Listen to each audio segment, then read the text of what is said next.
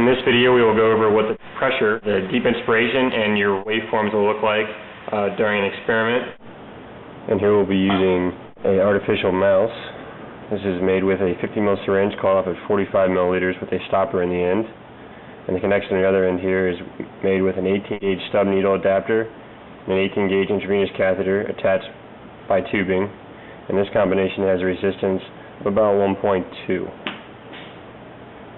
To go over the general setup of the ventilator system, first we have our control box here. On the back of the box we have our power switch. On the front of the box here there are two switches, one labeled DI for deep inspiration and the other labeled RAW for airway resistance. And this knob here will control breaths per minute, usually set it to 150. Starting on the other side here we have our oxygen line coming through, passing two valves here on either side that you can turn to control tidal volume. Moving down the oxygen line we have our first solenoid, which flows straight through the first stopcock into the mouse. To the left we come to our pressure gauge. This pressure gauge is attached to the 80 instruments power lab. Here we have our second stopcock, which is off here to the syringe pump, and it is open to the second solenoid, which flows back through to the third stopcock, which is off to the deep inspiration line. This line flows back into a rigid plexiglass tubing, and this tubing is set in a graduated cylinder to a depth of 30 centimeters of water. Back to this stopcock here to the right, this final line here goes into the water tower, which controls your positive and expiratory pressure.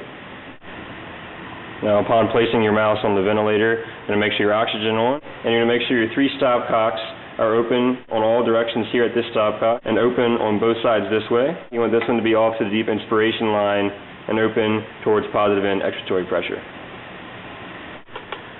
And we start ventilating. We will get some waveforms. This here is your pressure. The basic difference between the lowest point on those pressures and the starting point of 0 is the positive and expiratory pressure, or the PEEP. This is controlled using that small water tower in the middle of the ventilator system here.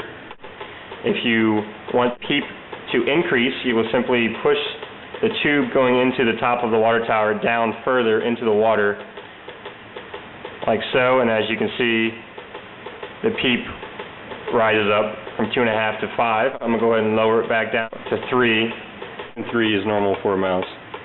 With that said, to do a deep inspiration,